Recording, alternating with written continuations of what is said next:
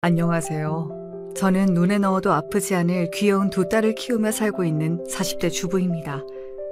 이 채널은 아이들 학교 보내고 잠시 짬이 날 때마다 열심히 사연을 들으며 매일같이 들리고 있어요. 아이들 키우다 보면 다른 일에는 신경 쓸 틈이 잘 안 나잖아요. 그럴 때 여러분들이 보내주신 사연 듣다 보면 세상 돌아가는 일도 엿들을 수 있고 저처럼 살면서 이런저런 고충들 겪는 분들이 많으셔서 나만 이렇게 사는 건 아니구나 공감도 하게 됩니다. 저 역시 결혼해서 살다 보니 차마 얼굴하는 지인들에게는 쉽게 이야기하지 못할 사연도 제법 쌓이게 되더라고요. 아무래도 결혼이라는 게 남편 하나 믿고 잘 알지도 못하던 사람들과 가족이 되는 일이다 보니 제 예상과는 다른 일들을 종종 겪게 되는 것 같습니다. 저 같은 경우는 시어머니가 좀 별나서 이래저래 마음고생을 했죠. 세상에 돈 싫어하는 사람은 없다지만 저희 시어머니는 그게 좀 유별난 편이거든요. 보통은 욕심이 많아도 자기 자식들한테는 베푸는 것이 인지상정일 텐데 안타깝게도 시어머니에게는 자식조차도 무력해서 예외가 아니었습니다. 이를테면 같이 식사를 할 때도 보통 자기 음식을 시키고 함께 먹을 만한 요리를 시켜 가운데다 두고 먹는 경우가 많잖아요. 그럴 때도 일단 자기 앞에 있는 접시는 제쳐두고 같이 먹는 음식만 허겁지겁 급히 집어먹는 사람들 혹시 보신 적이 있으신가요? 네, 저희 시어머니가 딱 그런 사람이었습니다. 유미 아빠, 어머님 자꾸 저러시는 거 우리끼리 있을 때는 그러려니 해도 애들도 같이 있는데 저러시는 건 좀 보기 그렇지 않아? 어머님 그러시는 거 짠하지 않은 건 아닌데 솔직히 애들이 보고 배울까 봐 겁나. 저 양반 저러시는 게 어디 하루 이틀 일도 아니고 안 보고 살면 살았지 당신 돌아가시기 전에 바뀔 일이 있겠어? 남편 말이 틀린 건 아니지요. 지금껏 해온 게 있는데 쉽게 바뀌겠습니까? 그렇지만 그렇다고 창피한 마음이 사라지는 건 아니었어요. 시집와서 겪게 된 저도 이 정도인데 남편은 오죽하겠어요. 심지어 저희 결혼할 때 상견례 식사 자리에서도 저러시는 바람에 저와 남편이 저희 부모님 앞에서 어찌나 얼굴이 화끈거리던지요. 내가 상견례 끝나고 나서 집에 돌아가서 얼마나 화를 냈는지 몰라. 우리 식구끼리 있을 때야 이런 집안에 태어난 게 내 팔자련이 포기하고 살았을지 몰라도 일생에 단 한 번뿐인 상견례잖아. 나를 자식으로 귀하게 여긴다면 그 몇 시간 제 본성 누르는 게 그렇게나 힘이 들 일이야? 도대체 나를 사돈댁을 어떻게 생각하면 그런 행동을 해?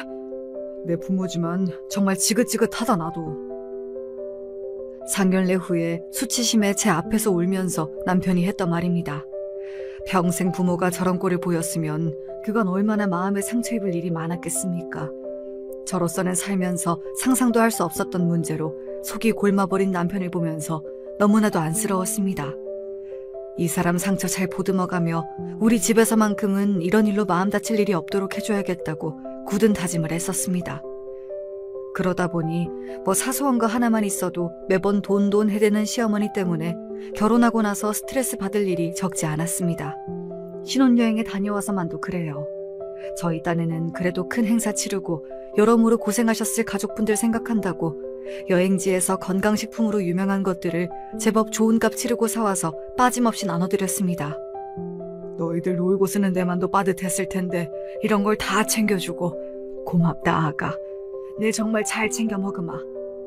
아버님 별건 아니지만 이게 골다공증 예방에 그렇게 좋대요. 어머님이랑 매일 빠지지 말고 하나씩 꼭 챙겨 드세요. 오냐. 흐뭇하게 웃는 시아버지 옆으로 또 뭐가 불만인지 시어머니가 뚱한 표정을 감추지도 않고 앉아 있었습니다. 어른이시라는 분이 정말이지 이해가 가지 않을 정도로 제 감정 숨기기에 재주가 없는 분이셨습니다. 다들 고맙다며 감사 인사를 하고 있는데 시어머니 혼자 볼멘 소리를 했습니다. 이런 거 한알 먹는다고 있던 병이 사라지는 것도 아니고 줄 거면 그냥 돈으로 주던가. 그 말에 일동당황해 제 눈치를 보기 시작했습니다. 본인들에게야 일상이라지만 새 식구가 들어온 참이었으니까요. 시아버지가 당황해 시어머니를 꾸짖었습니다. 이 사람이 귀한 선물을 받았으면 응당 고맙다는 소리가 먼저 나와야지. 새아기 보는데 이게 무슨 주태야? 아니 내가 틀린 소리 한 것도 아니고. 주세요. 남편이 싸늘한 목소리로 말했습니다. 평생 이런 일을 겪고도 모자라 상견례에서의 창피부터 그날의 일까지 제 앞에서 보이기 싫은 꼴이란 꼴은 다 보이는 제 어머니를 남편도 더는 참아줄 수가 없었던 모양입니다. 저야 어머니 같은 사람의 자식으로 태어났으니 그간 서럽고 억울해도 이게 내 운명이려니 하고 참고 또 참았지만 새 사람 들어온 데서까지 창피한 줄 모르는 사람 더는 참아줄 생각 없습니다.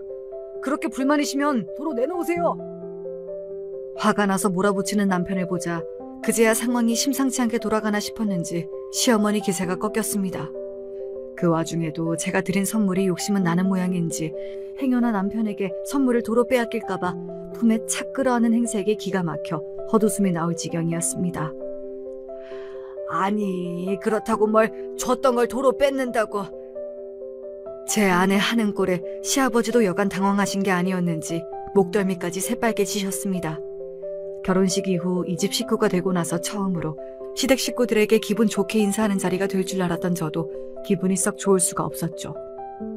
아가, 정말 미안하구나. 내가 그렇게 주의를 주는데도 천손이라는 게 참 어쩔 수가 없는 모양인지 새 식구한테 정말 못 보일 꼴을 보였구나. 미안하다, 아가. 씁쓸한 기분으로 시댁을 나서는 길에 제 손을 꼭 잡고 시아버지께서 사과하셨습니다. 며느리가 되고 나서 당신 댁에 처음으로 오는 건데 이리 보내려니 얼마나 마음이 불편하셨겠어요. 저뿐만 아니라 당신 아들 보기는 또 얼마나 민망스러우셨겠습니까. 그래서 마음이 다 풀리지 않았음에도 불구하고 이리 굽히는 어른 손이 무안하실까 불어 더 아무렇지 않은 척 안심을 시켜드리고서야 저희 신혼집으로 돌아올 수 있었습니다. 내가 정말 당신 얼굴 볼 면목이 없다. 여보, 너무 그러지 마. 이제 내가 당신 식구인데 내 앞에서까지 이렇게 고개를 못 들면 어떡해. 나 모르고 시집 온 것도 아니잖아, 응? 그래도 며느리 앞에서 창피할 줄은 알 줄 알았는데 내 어머니란 사람이 내 상상을 뛰어넘는 사람일 줄은 나도 정말 몰랐어. 미리 알았더라면 당신한테까지 이런 꼴 보일 일 만들지 않았을 텐데. 그 말은 나가도 너무 나갔다, 여보. 꼭 내가 당신한테 무슨 사기 결혼이라도 당한 것 같잖아. 자꾸 그러면 나 정말 서운해? 솔직히 당황스럽지 않았다고 하면 거짓말일 겁니다. 하지만 다는 몰라도 대강의 상황은 남편에게 미리 들어 알고 있었고 무엇보다 전부 알고 있었다고 하더라도 남편을 선택한 제 마음에는 변함이 없었을 겁니다. 이 사람과 결혼하기로 한 것은 오로지 제 선택이니 내키지 않다 하더라도 그 선택으로부터 부수적으로 따라오는 것들 또한 제가 마땅히 감당해야 한다고 생각했습니다. 그렇다 하더라도 당신한테까지 저런 꼴 보고 살게 만들진 않을 거야. 앞으로 본가와 연락할 일이 있으면 내가 알아서 할 테니 당신 너무 신경 쓰지 마. 내가 다 알아서 할게. 여기까지 들으시면 자기 체면 좀 상하게 한다고 저희 남편이 모친에게 너무 모질게 구는 것이 아닌가 하고 생각하실지도 모르겠어요. 하지만 저희 남편이 저렇게까지 자기 어머니한테 정을 댄 것은 비단 저런 이유만은 아니었습니다. 이 집안 기둥은 우리 장남 너 하나뿐이다. 당연히 좋은 게 있으면 큰애한테 먼저 가고 가장 좋은 걸 누려야지. 너는 그럴 자격이 있어. 자신의 탄생부터 지금까지 항상 자기가 자기를 낳아준 어머니에게 영원히 뒷전 취급을 받았다면 어머니를 좋아하는 게 더 힘이 들지 않을까요? 시어머니의 장남 사랑은 정말 유별났습니다. 같은 아들인데 어쩜 저렇게 대하는 게 다른 건지 처음 보고는 남편이 시아버지가 밖에서 나온 아들인 것 아닌가 의심스러울 정도였어요. 타인이 보기에도 이런데 당사자의 기분은 어땠겠어요? 차라리 내가 밖에서 데려온 자식이었으면 평생 이렇게 억울하진 않았을 거야. 시어머니의 아들 차별은 작게는 반천 차별에서부터 크게는 대학 학비며 결혼 자금 문제까지 사사건건 걸리지 않는 부분이 없었습니다. 제가 작다고 표현하긴 했습니다만 먹을 걸로 사람 차별하는 게 얼마나 치사스러워요. 그걸 평생을 삼시세끼 밥상머리에서 매번 당했을 남편을 생각하면 정말이지 남편이 비뚤어지게 자라지 않은 것만으로도 남편에게 감사할 지경입니다. 내 평생 내가 좋아하는 반찬이 밥상 위에 올라온 적이 없었어. 다 형 좋아하는 거, 형 몸에 좋은 것들 위주였지. 그나마 그것도 먹을라 치면 죄다 형 앞으로 몰아주는 바람에 내 앞에는 밥그릇만 덜렁 놓여있고 아버지까지 없었으면 이놈의 집구석 진작 뛰쳐나갔을 텐데. 시아버지께서 어떻게든 남편이 덜 상처받게 하려고 중간에서 가진애를 쓰셨지만 매일 일하러 나가는 시아버지가 집안에서 일어나는 모든 일을 통제하는 건 애초부터 불가능했겠죠. 그런 어머니의 아들로 태어난 순간부터 제 남편 가슴이 생채기로 가득해지는 건 피할 수 없는 일이었어요. 시아버지께서 유독 저희 남편에게 약한 것도 당신이 지켜주지 못한 작은 아들에 대한 미안함과 죄책감 때문이라는 걸 짐작하기 어렵지 않았습니다.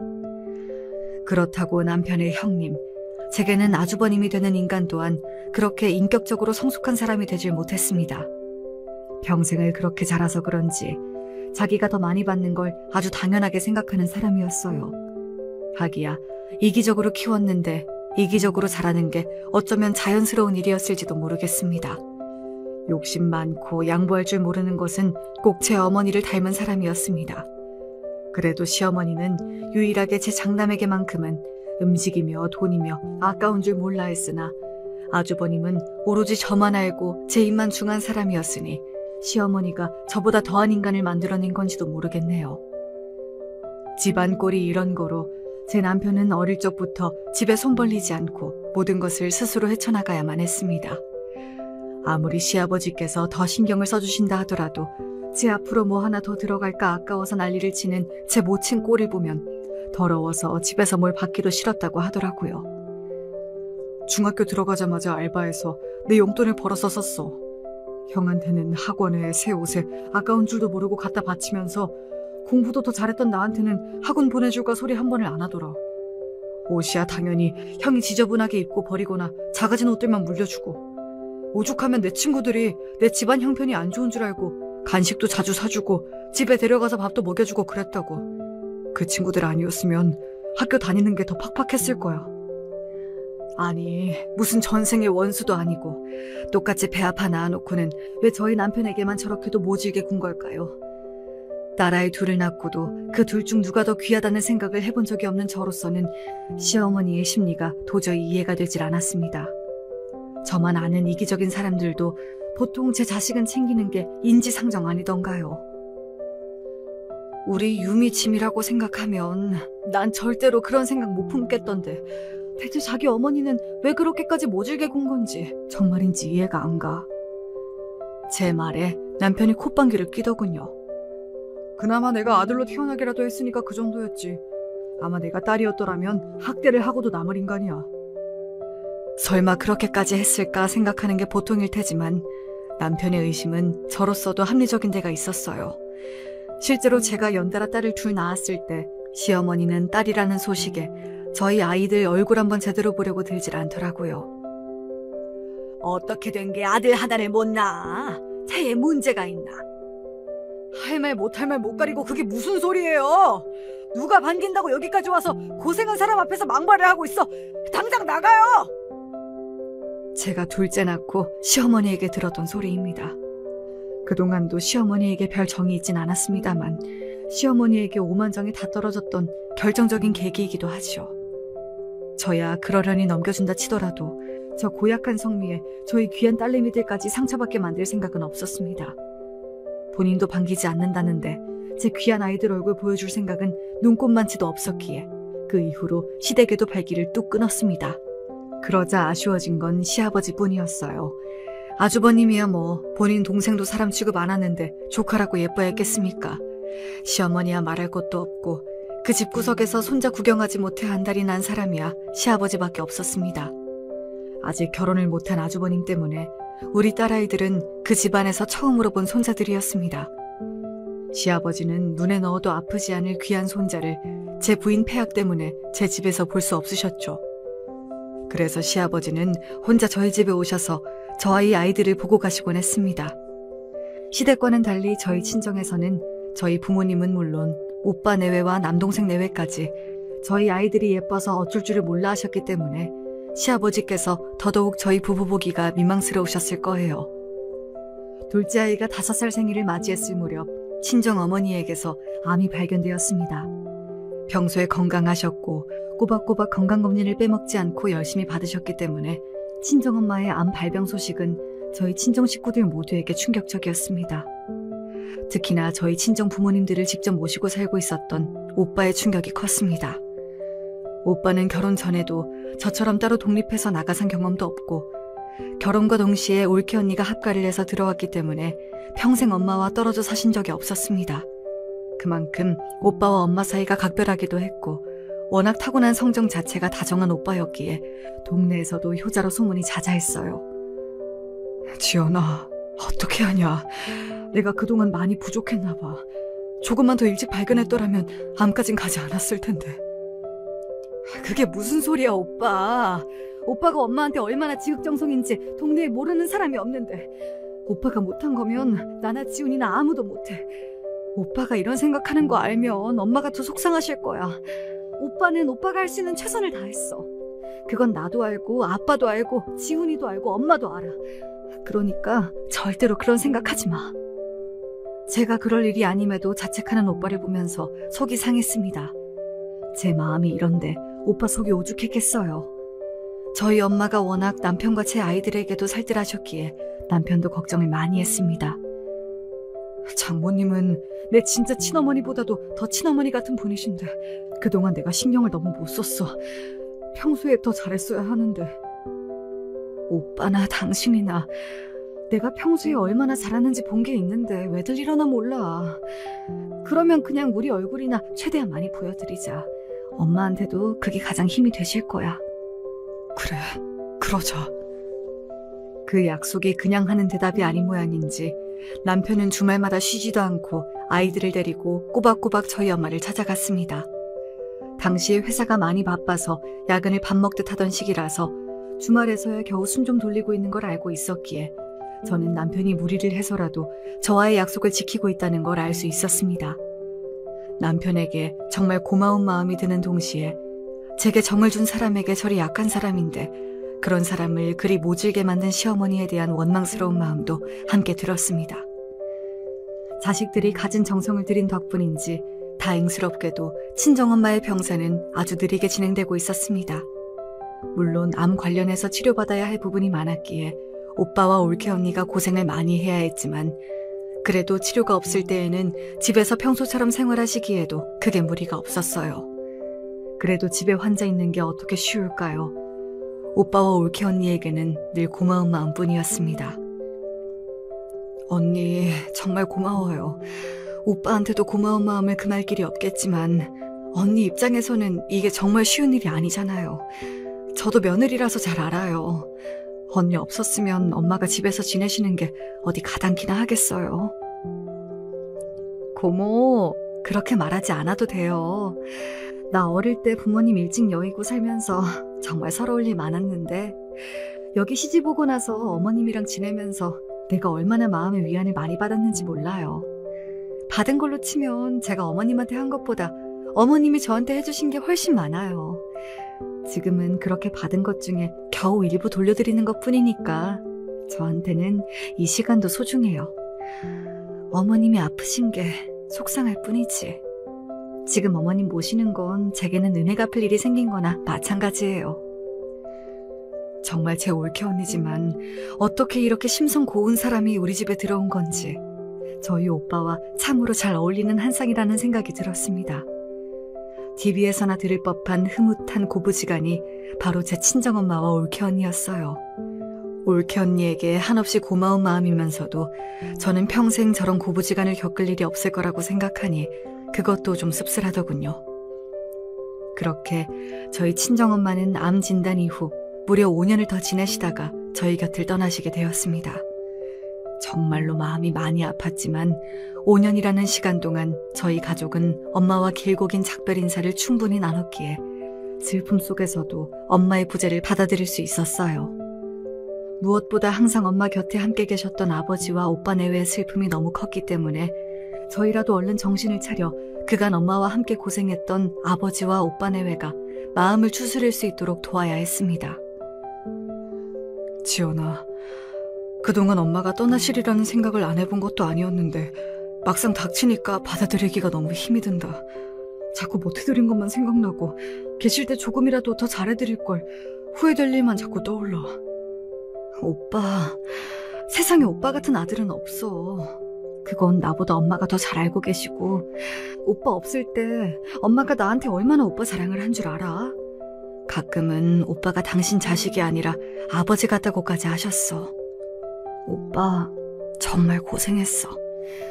나도 지훈이도 평생 오빠한테 감사한 마음 가지고 살 거야. 단순히 오빠를 위로하기 위한 말이 아니라 정말 마음 깊이 우러난 진심이었습니다. 엄마의 말년이 그리 편안할 수 있었던 건 오빠와 올케 언니가 없었더라면 불가능했을 일이었으니까요. 그렇게 서로를 다독이며 저희 친정 가족들은 엄마를 보내드릴 마지막 준비를 했습니다. 저희 친정엄마도 친정아버지도 인품이 좋은 분이셔서 엄마의 장례식장에는 조문객이 끊이지 않았습니다.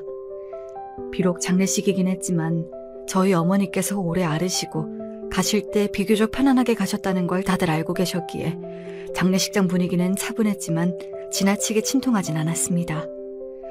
안사돈이 돌아가셨으니 당연히 저희 시부모님과 아주버님도 조문을 오셨습니다. 그간 시아버지는 저희 아이들 본다고 종종 저희 집에 찾아오셨지만 시어머니와 아주버님 얼굴을 직접 보는 건 오랜만의 일이었습니다. 아가, 고생이 많았다. 사부인 좋은 곳 가셨을 게다.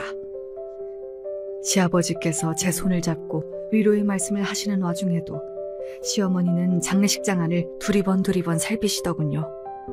오랜만에 보는 아들 내외는 안중에도 없으신 것 같았습니다. 오늘 같은 날 괜한 일 만들고 싶지 않은 마음에 저도 애써 못 본 척했습니다. 그렇게 저희 친정 식구 모두에게 위로의 말씀을 전하고 돌아서는 시아버지 뒤를 따르며 시어머니가 중얼거리는 소리가 제 귀를 스치고 지나갔습니다. 보기보다는 돈이 있는 집안인가? 가는 마당에 먼 돈을 이리 쓰고. 그 소리에 남편 눈이 휙 돌아갔습니다. 저는 혹여나 저희 친정 식구 귀에 그 소리가 들어갔을까 싶어 퍼뜩 주위를 둘러보았어요. 그러다 저희 친정 오빠와 눈이 딱 마주쳤습니다. 친정 오빠는 제 귀를 의심하는 표정이었습니다. 아무렴 오빠의 상식으로는 사돈댁 장례식장에서 상상조차 할 수 없는 소리가 아닐 테니 제 귀를 의심하는 것도 무리는 아니었겠죠. 저는 엄마와 저희 친정 식구들에게 미안해서 고개조차 제대로 들 수가 없었습니다. 뭐 저런 인간이 다 있습니까? 그 소리 장례식장 안에서 참고 누르는 게 그렇게 못할 짓입니까? 이쯤 되니 시험이란 인간이 도저히 인간같이 느껴지지가 않았습니다. 진짜 당장이라도 제 치모를 잡돌이할 기세인 남편을 겨우 막아서고 고개를 휘저었습니다. 더 이상 저 사람 때문에 엄마 가시는 길에 분란을 만들고 싶지 않았습니다. 남편도 제 마음을 알았는지 애써 화를 꾹 눌러 참는 게 보였습니다. 뒤늦게 상황을 파악한 시아버지가 자리에도 채 앉지 못하고 황급히 시어머니를 끌고 장례식장 밖으로 나가는 것이 보였어요. 그 와중에도 아주버님은 제 부모가 허둥지둥 장례식장을 빠져나가든 말든 신경도 쓰지 않고 멀뚱히 서 있기만 하더라고요. 참 한결같은 모자지간이었습니다. 여보, 내가 정말 미안해. 내가 정말로 가만두지 않을게. 그러니까 여보, 나중에 나 오늘만큼은 당신 어머니 얘기하고 싶지 않아. 결혼 이후 제가 남편 어머니 관련해 아예 화제를 끊어버리기는 그때가 처음이었습니다. 그동안 제 어머니 때문에 남편이 제게 얼마나 미안해하는지 모르지 않았으니까요.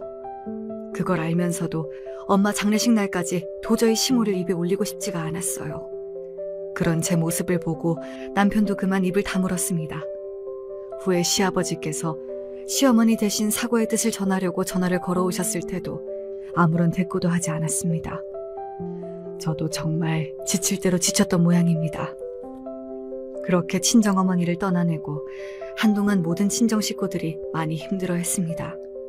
특히 평생의 반려를 잃으신 아버지께서 엄마 가시고 나서 급격히 기운을 잃으셨습니다. 저희 부모님은 사이가 정말 좋으셨거든요. 가끔 투닥투닥 다투시는 일이 있어도 절대 싸우는 소리가 부모님 방문 밖을 빠져나오는 일이 없었고 40년 가까이 함께 하시면서도 항상 서로를 존중하셨습니다. 어릴 적에는 우리 엄마 아빠처럼만 살 수 있다면야 일찍 결혼하는 것도 나쁠 것 없겠다는 생각을 자연스럽게 할 정도였으니까요. 실제로 저희 3남매 모두 또래보다 조금 이르게 결혼을 한 것도 부모님 영향이 컸을 거예요. 오빠, 엄마 가시고 아빠가 너무 기운이 없으셔서 걱정이야. 요새도 방문 밖으로 잘 안 나오셔? 너랑 집사람이 자꾸 밖으로 모시고 나가려고 해도 영 그럴 기분이 안 나시는 모양인지 처음엔 우리가 너무 걱정하는 것 같으니까 억지로라도 따라 나오려고 하시더니 요새는 그것도 쉽지 않으신가 봐. 어머니 가신 지 얼마 되지도 않았는데 저러다 아버지까지 축나시는 건 아닐까 걱정이다. 부부간의 사이가 좋을수록 사별후 남은 한쪽이 금방 배우자 뒤를 따라간다는 소리가 있잖아요.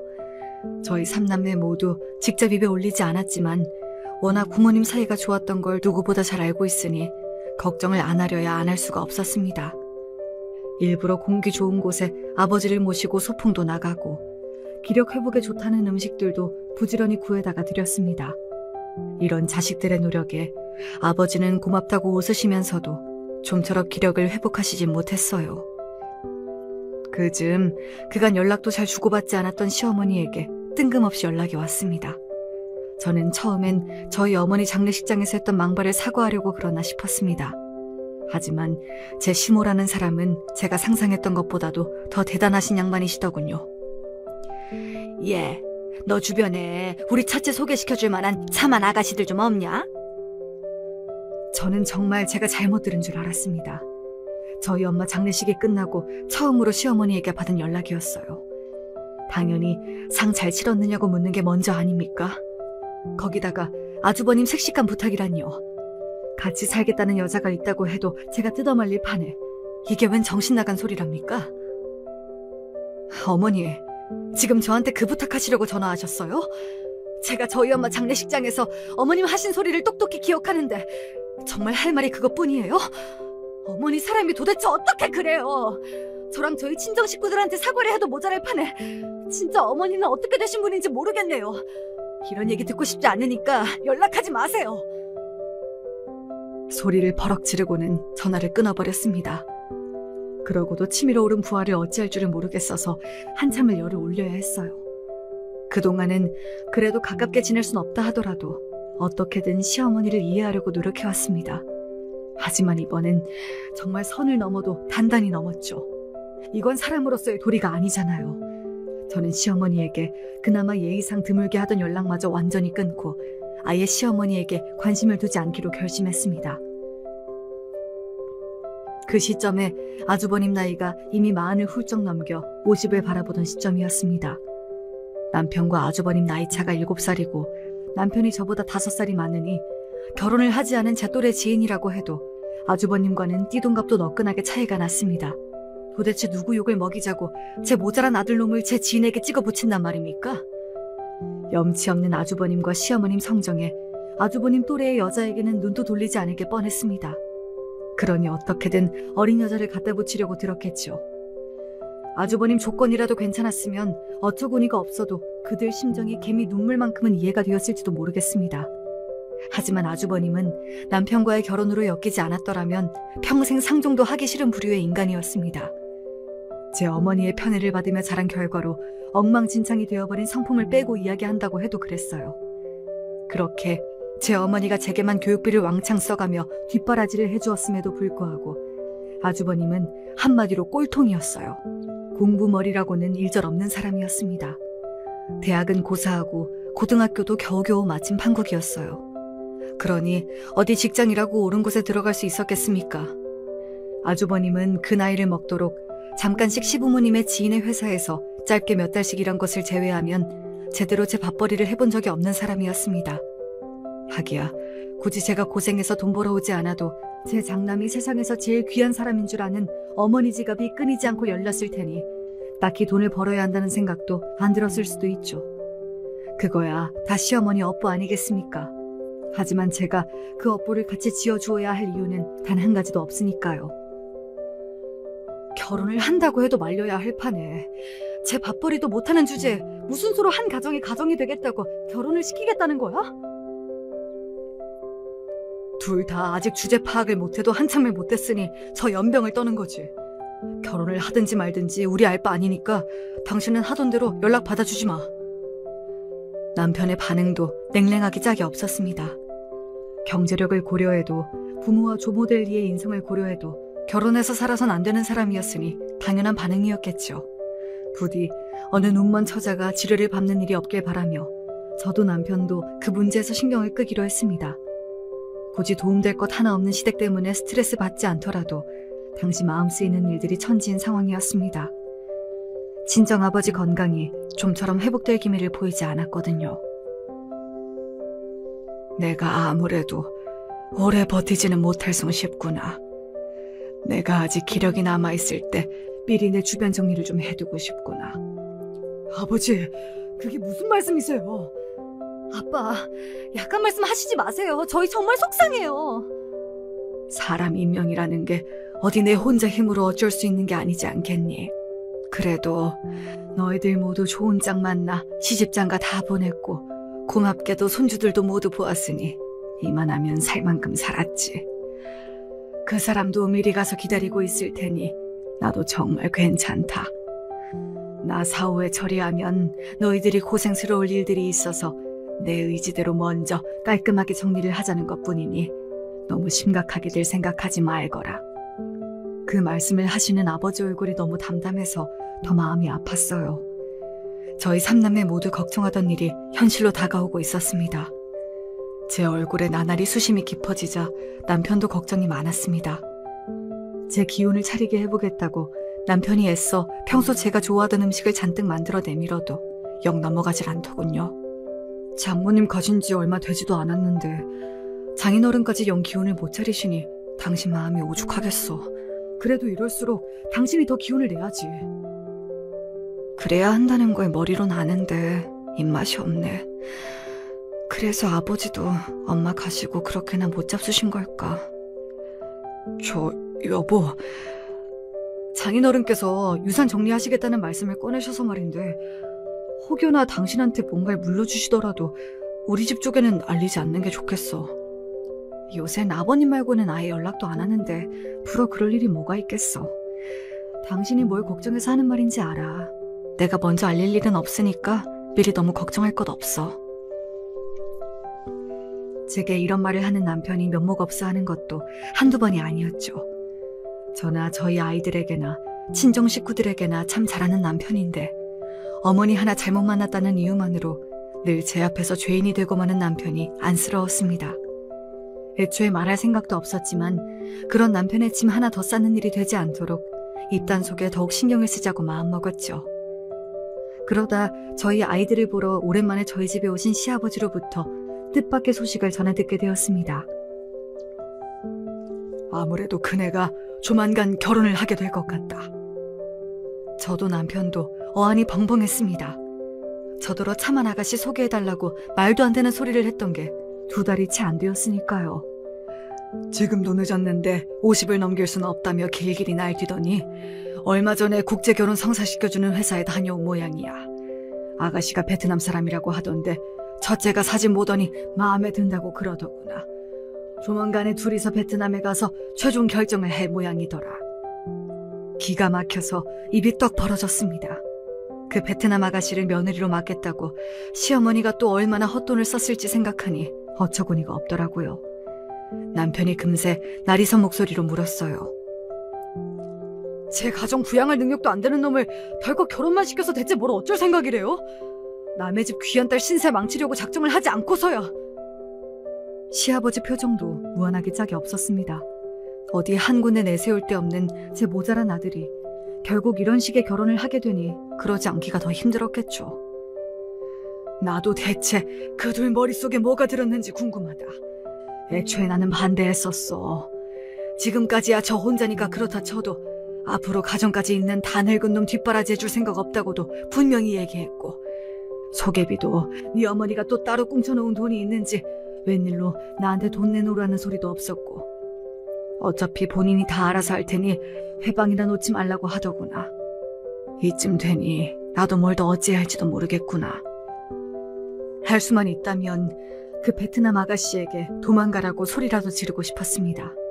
아무리 형편이 안 좋아도 아주버님은 아니었어요. 결혼을 하든 말든 우리 알 바 아니에요. 염치없이 우리 식구한테 손 벌릴 생각이나 하지 말라고 하세요. 그거야 당연하지.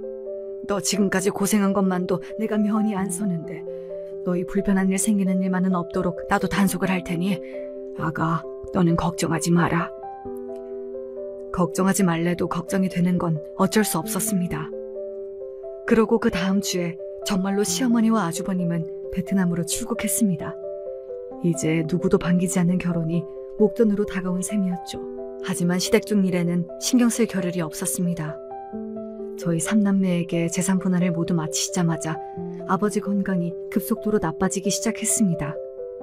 마치 모든 것이 정리되기만을 기다렸다는 듯한 타이밍이었습니다.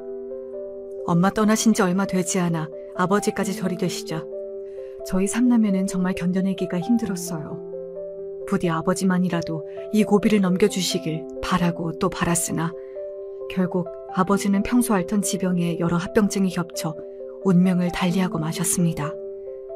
의학적인 소견은 저러했으나 저희 가족 중 아버지가 떠나신 것이 어머니를 먼저 보내신 후 얻은 마음의 병 때문이라는 것을 모르는 사람은 아무도 없었어요.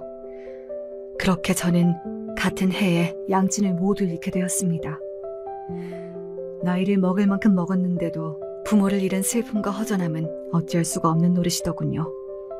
슬아이 딸아이까지 둘이나 있음에도 세상 천지 혼자 던져진 고아 같은 기분이 드는 것은 제가 어떻게 할 수 있는 게 아니었습니다. 그나마 제 걱정에 곁에서 떨어질 줄 모르는 남편과 착한 두 아이들, 그리고 함께 고생한 오빠 내외와 동생 내외가 없었더라면 정말 이 슬픔을 이겨낼 수 없었을 거예요. 장례를 마치고 생각해보니 일주일에 한두 번 찾아가는 저도 아버지, 어머니 아위는 모습을 볼 때마다 그리 마음이 아팠는데 부모님을 끝까지 모셨던 오빠와 올케 언니의 상실감이 어떨지 상상이 가지 않았습니다. 그동안 아프신 두 분 모신다고 그 두 사람도 참으로 가진 고생이 많았겠죠. 그 생각을 하니 조금은 기운을 차려 자리를 털고 일어날 수 있었습니다. 그 두 사람에게 뭐라도 해주지 않고는 못 견디겠다는 생각이 들었거든요. 오빠, 이번 주 주말에 언니 모시고 우리 집에 와. 내가 언니랑 오빠 좋아하는 거 많이 해줄게. 너 아직 기운도 못 차렸는데 그게 무슨 소리야. 그럴 시간 있으면 너나 좋은 거 챙겨 먹고 푹 좀 쉬어. 나 이제 괜찮아. 그리고 고생을 해도 오빠랑 올케 언니가 더 했지. 내가 너무 고마워서 뭐라도 안 해주면 견딜 수가 없을 것 같아서 그래. 그러니까 꼭 와. 알았지? 그렇게 오랜만에 집으로 오빠 내외를 초대했어요. 제가 간만에 실력 발휘를 하겠다고 두 팔을 걷어붙이고 기운찬 모습을 보이자 남편과 아이들도 신이 나서 적극적으로 저를 거들기 시작했습니다. 그때 갑자기 초인종이 울렸어요.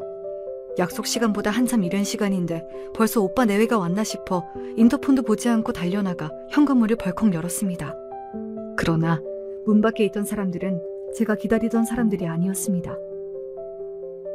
뭘 그렇게 멀뚱히 보고 서 있어? 들어가게 좀 비켜봐라. 시어머니와 아주버님이었습니다. 결혼 초반에 집들이에 초대한 이후로 계속 사이가 틀어졌으니 저희 집 방문은 거의 처음이다시피 했습니다. 제가 얼이 빠져있는 사이에 둘이 들어오란 소리도 안 했는데 집 안으로 척척 걸어 들어갔습니다. 형님 벌써 오셨어? 아니, 여기 무슨 일로 왔어요? 반갑게 말하던 남편이 불청객의 정체에 금세 목소리가 날카로워졌습니다. 시모는 잠시 남편 눈치를 보는 듯 했으나 이내 눈길을 피하고는 저를 똑바로 쳐다보더니 말하더군요.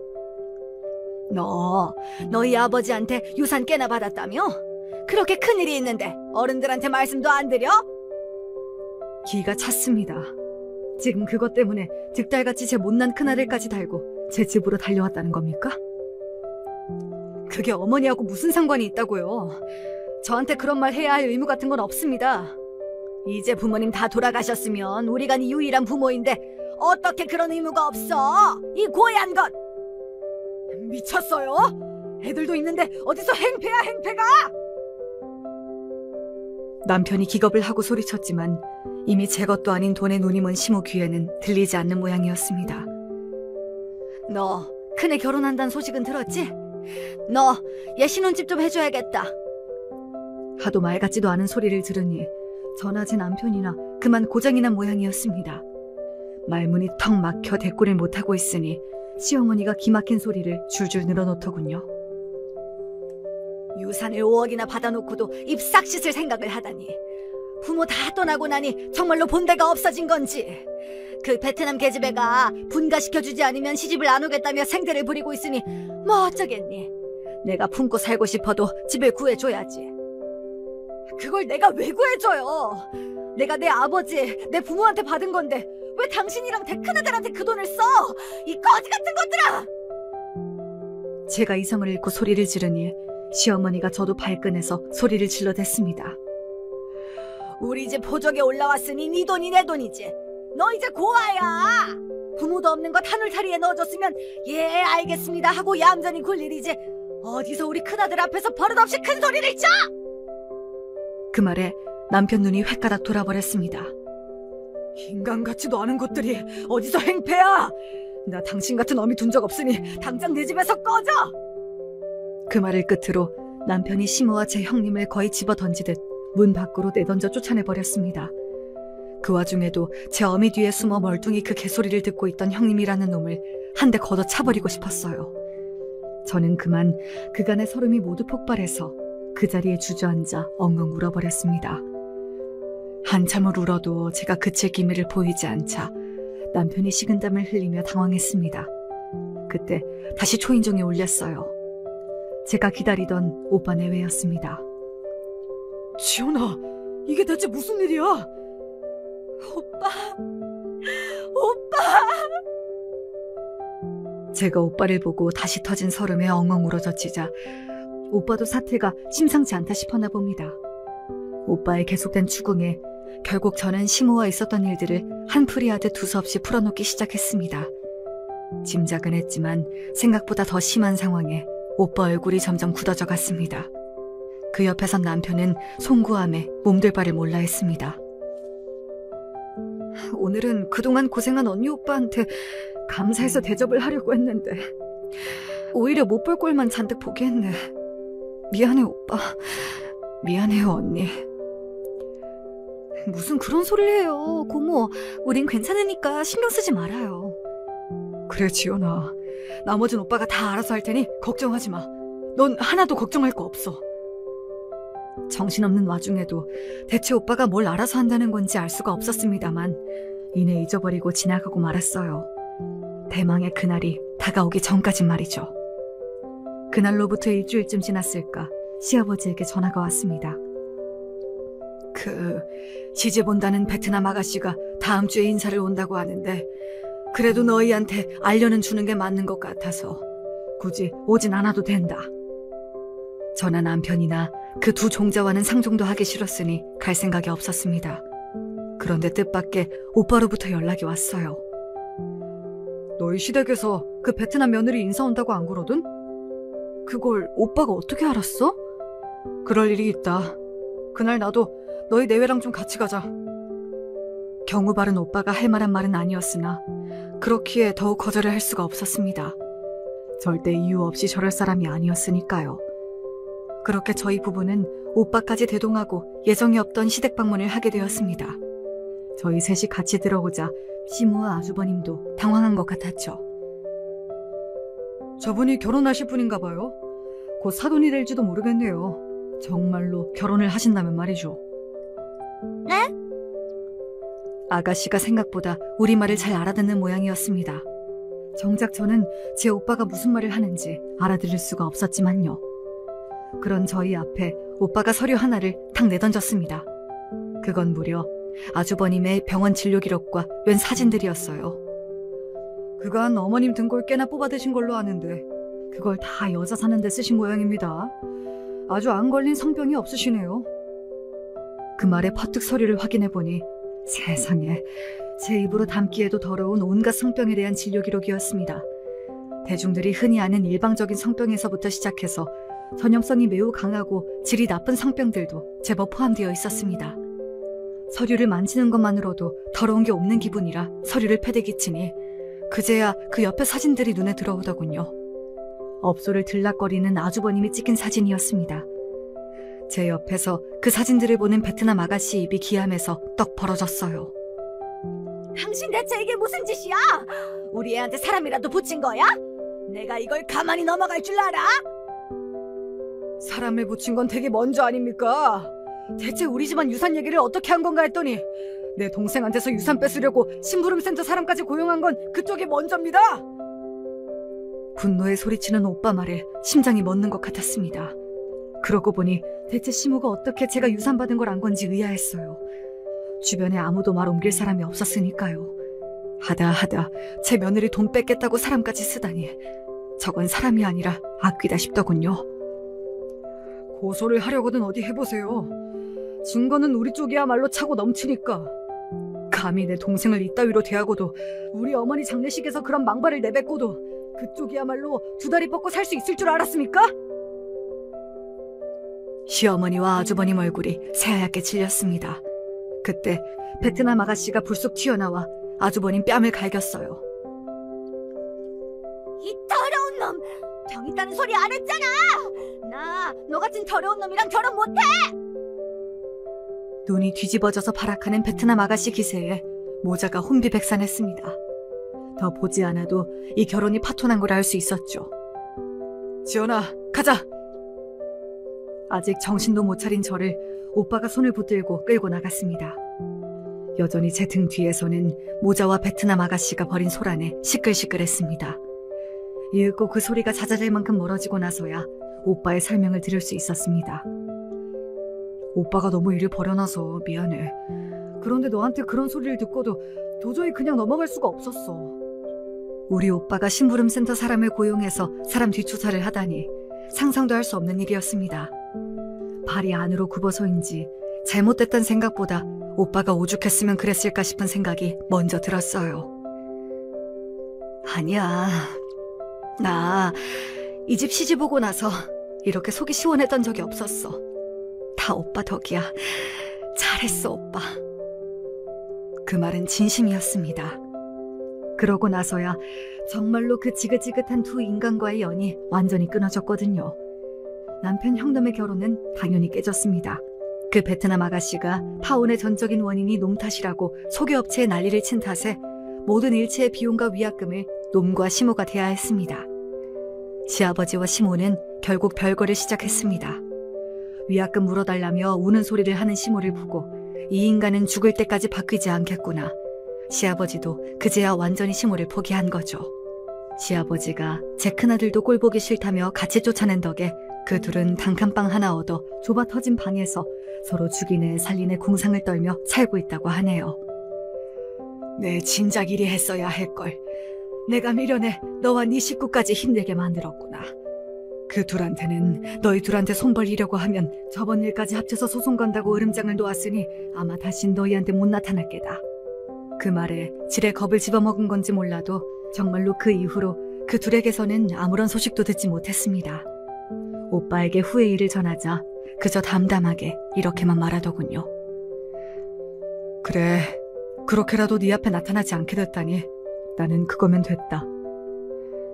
남편은 비록 저와 오빠에게 고개도 못 들 정도로 미안해하긴 했으나 지긋지긋하던 제 모친과 형이 완전히 남이 되었다는 것만큼은 만족스러워하는 것 같았습니다. 저 역시 저보다는 남편이 상처가 많았을 테니 남편이 그걸로 됐다면 저도 마찬가지입니다.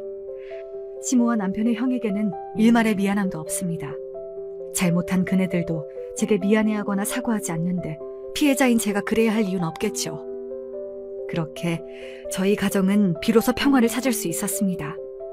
사람이 참아주는 것도 정도껏이어야지요.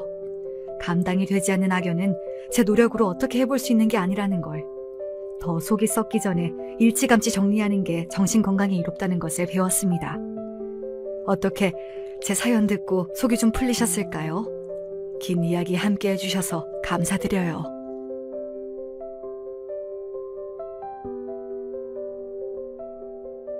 여러분 안녕하세요. 사연을 적어 내려가는 오늘은 날씨가 무척 더운데요. 제 남편을 꼭 이런 더운 여름날에 만났었죠. 손이 따스한 사람이었고 그 손만큼 마음도 따스한 사람이라서 전 금세 반하게 됐답니다. 의지를 많이 했어요. 그래서 평생을 함께하고 싶다는 확신이 들었고 자연스레 결혼이란 과정으로 옮겨갔죠.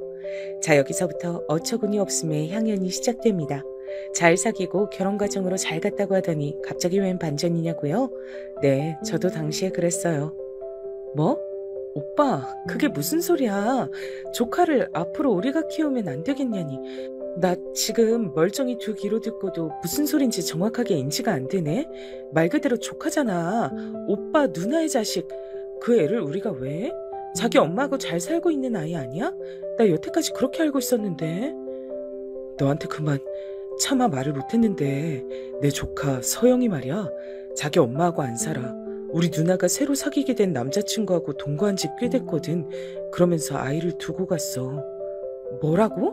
성격 차이로 이혼하신 뒤로 주고 혼자 지내시는 거 아니었어? 남자친구? 동거? 아니, 여기까진 그렇다 쳐. 충분히 그러실 수 있지.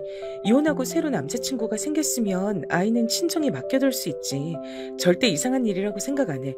근데 이제 와서 왜 갑자기 조카를 우리가 키우면 안 되겠냐는 얘기가 나오는 거야? 난데없이? 그게 내가 너하고 결혼하겠다고 하니까 누나가 펄쩍 뛰면서 사실은 자기도 결혼 생각이 있었다 그러더라. 적어도 우리보다 빨리 결혼식을 올릴 건데 아이가 있으면 재혼이 쉽지 않으니까 아이를 앞으로 계속 자기가 못 키울 것 같다고 이번에 못을 박았어.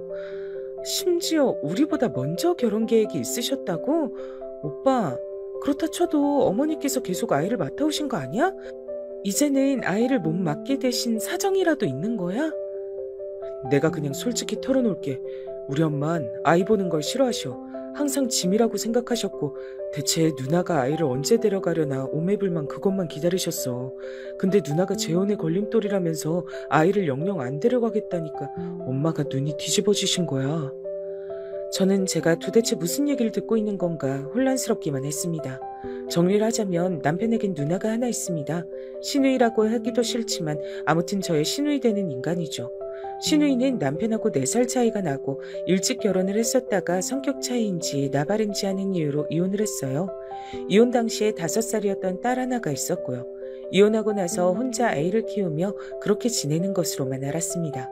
남편에겐 부친이 안 계셨어요. 왜냐하면 시부모님께서 이혼을 하셨거든요. 사유는 들은 바 없었고 남편이 중학교 다니고 있을 때 두 분이 이혼을 하셨다고만 알고 있었네요. 그러니까 한마디로 홀시어머니셨죠. 여기까지가 제가 연애하면서 알고 있던 시댁의 정보였습니다. 참고로 남편은 적당히 괜찮은 대학을 나와서 적당히 괜찮은 직장을 다니고 있었어요. 고액 연봉자는 아니었어도 전망이 밝은 직종이었으며 무엇보다 안정적인 일자리라고 할 수 있었답니다. 남편 자체만 보면 훌륭한 신랑감이었고 제가 이 남자를 무척 사랑했기에 무조건 결혼으로 직진을 할 생각밖엔 없었는데 갑자기 이렇게 시댁의 비화가 밝혀지다니요. 황당했죠. 알고 보니까 시누이는 자기 애를 내팽개친 지 오래였고 새롭게 남자를 만나서 동거 생활을 즐기고 있었어요. 최종적으로 재혼이 목표였고요. 하나뿐인 손주를 떠맡게 되신 시어머니께선 그게 몹시도 못마땅하셨다고 합니다. 아이고야, 내 팔자야. 내가 어째서 애를 봐야 돼? 육아는 30년도 더 전에 다 끝낸 줄 알았는데 이제 와서 혀짧은 소리나 들어야 된다고? 연병아, 나는 왜 이렇게 박복한지 몰라. 옛날에 친정아버지가 나한테 이번엔 아들인 줄 알았는데 또 딸이냐. 날 화나게 했으니 넌 평생 박복할 팔자다. 이렇게 저주를 내린 것이 아주 대단하게 효과가 있었던 게 분명해.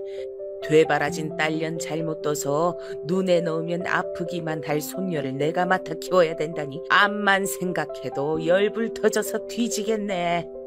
그런데 그런 불만을 아이가 있는 앞에서 항상 하셨던 거예요. 그걸 알고 남편이 깜짝 놀랐던 거죠. 어려도 알 건 다 안다고 어린아이 앞에서 그러시는 거 아니라고 남편이 사정사정을 했는데도 시어머니께선 시큰둥해 하셨다고 합니다.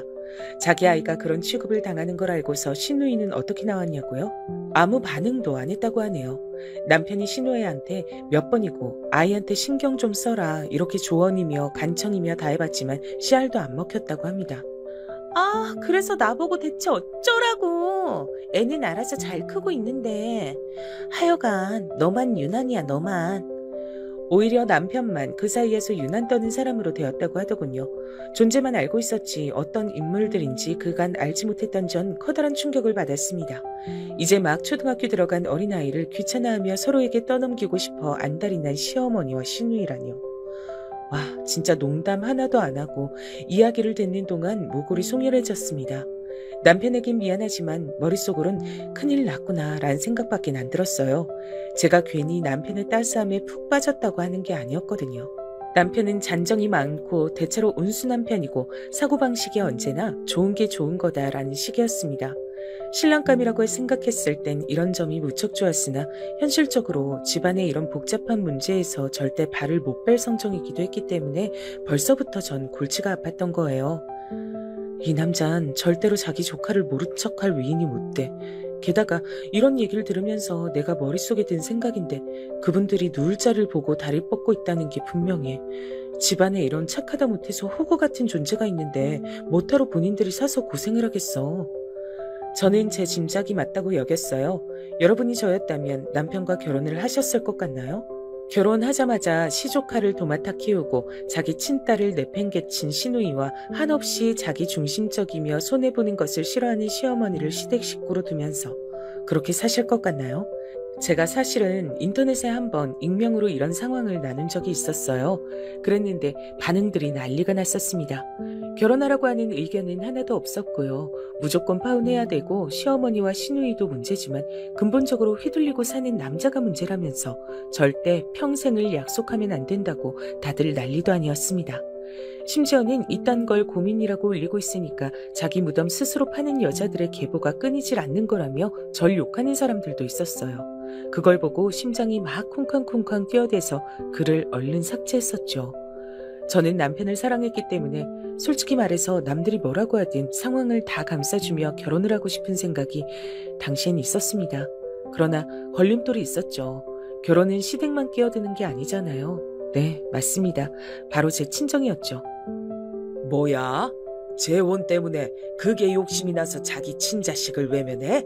게다가 자기 하나뿐인 어린 손녀를 키우기가 싫어서 이제 장가드는 아들에게 떠넘기려 한다고? 모전 여전이네. 세상에 천지에 그런 천박한 집안은 내가 또 처음 보는구나. 민정아, 나는 너를 그런 집안으론 시집 못 보낸다. 차라리 평생 나하고 네 엄마 곁에서 꼭 붙어 살지 그러냐. 굳이 왜 그런 곳하고 연을 맺으려 해. 남들은 가진 수를 써서라도 피할 수 있다면 피하고 싶은 집안일 텐데 부디 어리석은 선택은 하지 마라. 아버지께서 그렇게 말씀하실 줄 알았어요. 되도록 그 집안 사정을 순화해서 표현을 한다고 해봤지만 아버지께선 역시 딱 그렇게 꿰뚫어 보시네요. 아버지, 저도 머리로는 이 결혼 안 해야 된다고 생각하는데 가슴으론 그 사람 저버리기가 힘들어요. 저 그 사람 많이 사랑하나 봐요. 친정 아버지께서 단호하게 반대 의사를 밝히셨을 때 전 그 앞에서 못나게도 눈물을 보였었죠. 옆에선 엄마께서 차마 말씀도 못 얹으시고 한숨만 푹푹 내쉬고 계셨습니다. 제 친정이 아주 넉넉한 형편은 아니었으나 그런대로 괜찮게 사는 수준이었어요. 우여곡절도 있었죠. 제가 초등학교를 들어가기 직전 친정 부모님께서 아주 절친하게 지내오셨던 지인 부부를 위해 보증을 잘못 서셨다가 빚더미에 앉으셨거든요. 그 당사자들은 이미 야반도주를 한 지 오래였고 친정 부모님께선 애가 끓는 심정으로 차라리 그만 살까 이런 얘기도 많이 하셨었습니다. 어린 나이에도 전 그런 분위기를 다 읽었고 언제든지 부모님께서 이 세상을 떠나실 수도 있다고 생각했었기에 효녀처럼 굴려고 엄청나게 노력했었어요. 학교에서 힘든 일이 있어도 매번 집에 와선 해맑게 웃었죠. 누가 시키지도 않았는데 집안일을 도맡아서 했고 남동생을 돌보는 것도 제가 다 했습니다. 나이보다 이르게 철이 들어버렸어요. 양가 친척들은 절 향해서 집안 사정은 어려워졌어도 여긴 첫째가 의젓하니 다행이다 이렇게 말을 해주셨죠. 저는 제가 그런 칭찬을 들으면 들을수록 부모님께서 그만 살고 싶어 하시던 마음을 접게 될 거라고 여겼어요. 그래서 무엇이든 열심히 했답니다. 착하고 의젓하고 똑똑하고 슬기롭다는 그런 칭찬을 받고 싶어서 환장한 아이였어요. 자라면서 제가 그래도 보람을 계속 느꼈던 것은 엄마께서 마음씨가 따뜻한 분이셨기 때문입니다. 한때나마 토끼 같은 자식들을 두고 그만 살고 싶어 하셨던 걸 후회하신 것인지 저희 남매를 애달프게 보실 때가 많았고 시간이 흐를수록 더욱 굳건해져만 가셨던 분이셨죠. 그런 친정엄마를 보며 저도 열심히 따라갔죠. 내가 더 노력하면 돼. 부모님 속을 썩이지 않는 딸이 되면 우리 가족에게 도움되는 길일 거야. 뭐든 깨부리지 말고 열심히 하자. 징징거리면 안 돼. 부모님께선 첫째인 제가 남동생보다 더 마음고생하며 사는 것 같다고 미안해하셨지만 전 그렇게 여기지 않았습니다. 제가 마땅히 해야 할 일이라고 생각하며 집안일을 언제나 도맡아 했어요. 돈을 버시느라 바쁘고 힘드신 부모님보다 제가 더 피곤하다는 건 말이 안 됐으니까요. 부끄럽게도 전 공부와 큰 인연이 없었습니다. 대신 남동생이 공부머리가 괜찮은 편이었어요. 그걸 제가 중학교 3학년을 지나던 때에 알아차렸고 그때 마침 저희 친정집이 서서히 가세라는 것이 좋아지고 있을 무렵이었어요. 부모님께 진지하게 말씀을 드려서 저는 학원 한 개를 안 다녔으나 남동생만은 학업적으로 부족함 없이 모든 지원을 받을 수 있도록 했습니다. 부모님도 남동생도 저에게 미안함을 가지고 있었으나 그럴 필요가 없었던 것 같아요. 결과적으로 그게 맞는 선택이었거든요. 자랑스럽게도 제 남동생은 명문대로 꼽히는 곳에 들어갔답니다. 일이 풀리려면 어떻게든 다 풀리게 되어 있었던 건지 저는 직장운이 좋은 편이었죠. 부모님께선 옛날 한때는 정말 눈앞이 깜깜해서 앞으로 어찌 사나 싶었건만 열심히 버티고 살다 보니 이런 날도 왔다며 무척이나 기뻐하셨습니다. 너무 스트레스를 크게 받고 사셨던 것, 그리고 무리해서 돈을 버시려다 보니 건강관리에 미흡하셨던 것, 이런 것 때문에 아버지께선 병원 신세를 몇 번 지셨어요. 남동생이 탄탄한 중견기업에 들어간 뒤였기 때문에 병원비 쪽으로 걱정은 안 됐지만 이러다 갑자기 건강이 확 나빠질까봐 그게 걱정이 되더군요. 아무리 나이가 들었어도 사회인이어도 부모님이 떠나실까봐 두렵다는 것은 쉽사리 사라지지가 않더라고요. 그래서 제가 개인적으로 너무 힘든 일이 생겼을 때 친정집에는 말을 하지 못했어요. 강박적으로 효녀가 되어야 한다는 그 사명감이 아직도 절 사로잡고 있는 모양이었습니다. 그 힘든 시기에 만났던 사람이 남편이었으니 제가 어떻게 남편의 손을 쉽게 놓을 수 있었겠나요? 분명 연애할 때까지만 해도 부모님께선 결혼 찬성이라고 그러셨던 분들이었기 때문에 더욱더 친정 부모님의 태도 변화가, 그 냉정한 반대가 미치게 속상했습니다. 이런 저를 향해서 남동생은 쓴소리를 날렸었죠. 누나가 지금 생각 잘못하고 있는 거야. 진짜로 속상한 사람은 누나가 아니라 우리 부모님이야. 밖에 나가서 길 가는 사람 아무나 붙잡고 물어봐라. 이런 상황에서 자식 결혼을 반대 안 할 사람이 있는가 없는가. 열이면 열, 전부 다 반대할 거야. 반대하실 상황이라는 걸 누가 몰라서 이러는 줄 알아? 나도 알아. 아니까 더 속상한 거잖아. 이러지도 못하겠고 저러지도 못하겠어. 그러니까 너까지 나를 더 머리 아프게 만들지 마. 누나는 나한테 그냥 누나일 뿐만 아니라 어릴 땐 마치 엄마 같은 존재였어. 누나가 나 삼시세끼 밥도 다 차려줬었잖아.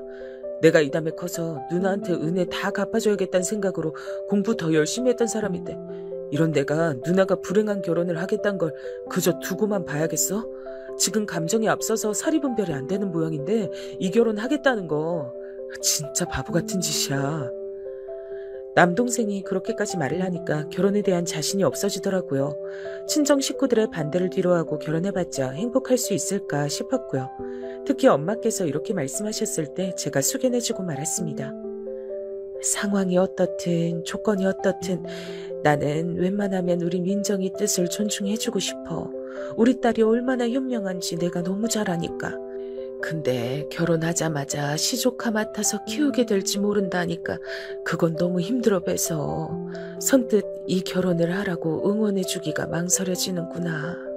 사랑하는 엄마의 눈에서 눈물이 나게 할 수는 없었습니다.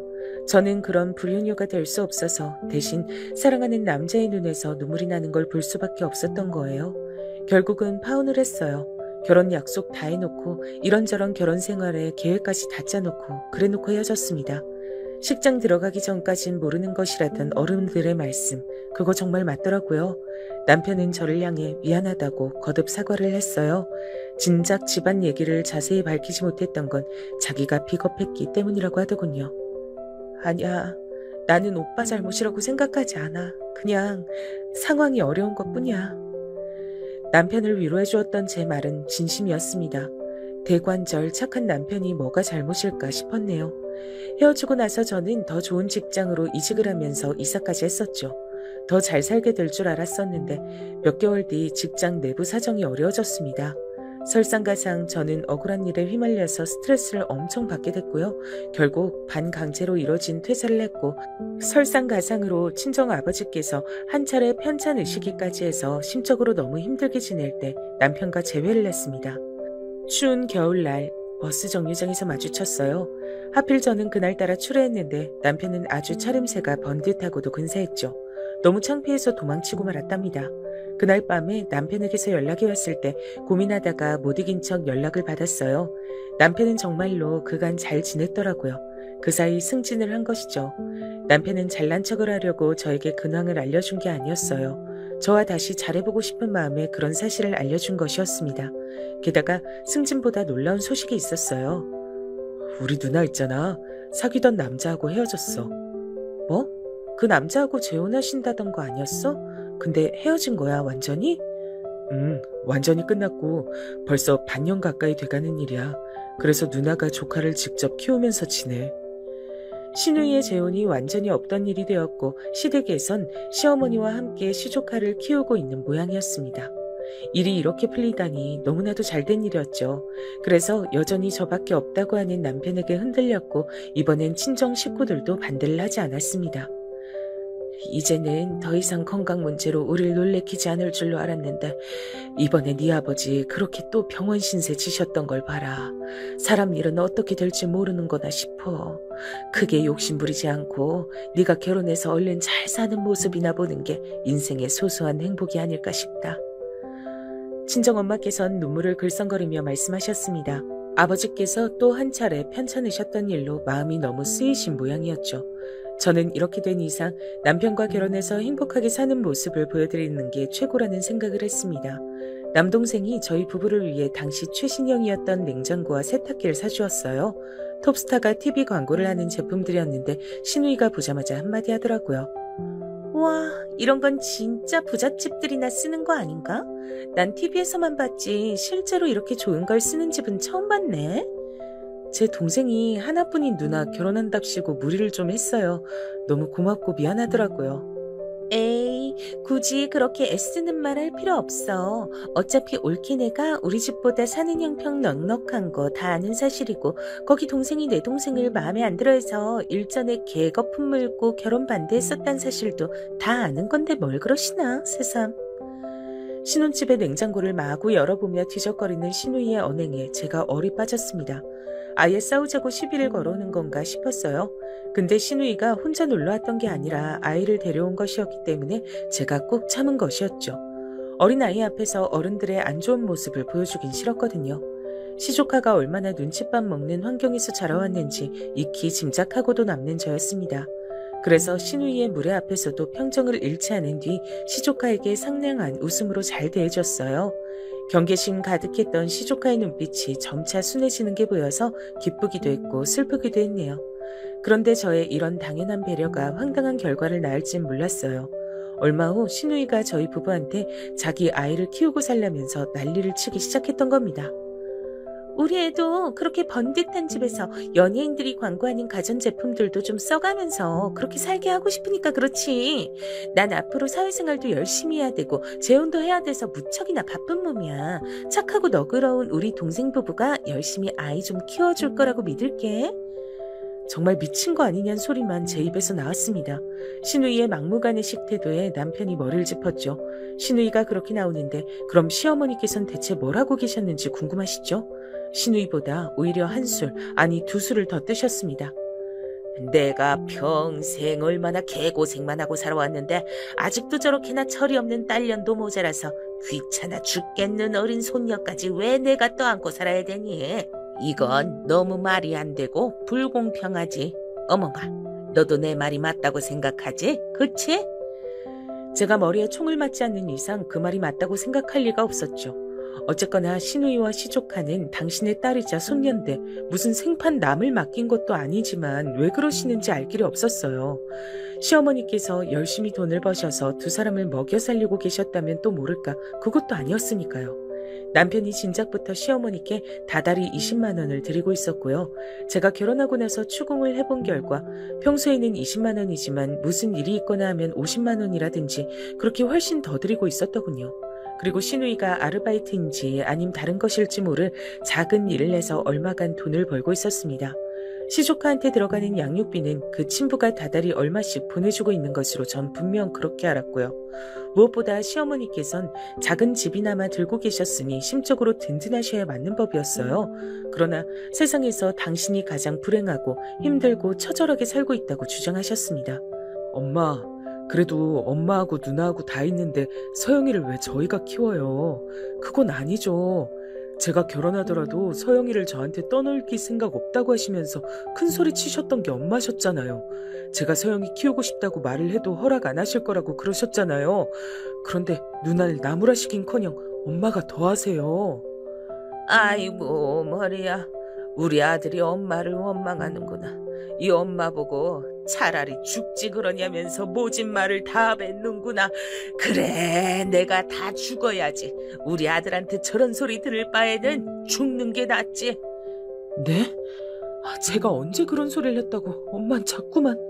신우이를 뛰어넘는 막무가내식 배째라가 시어머니셨습니다.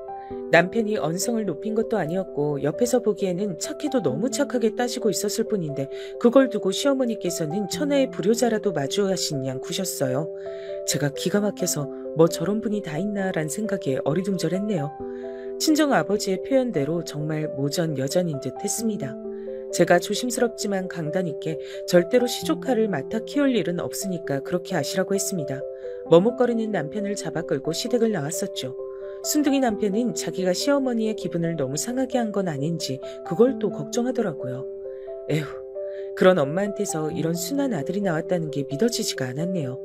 개판 5분 전인 시어머니와 시누이 합작 공격을 받고 나니까 대체 시아버지는 어떤 분이셨을지 궁금해졌습니다.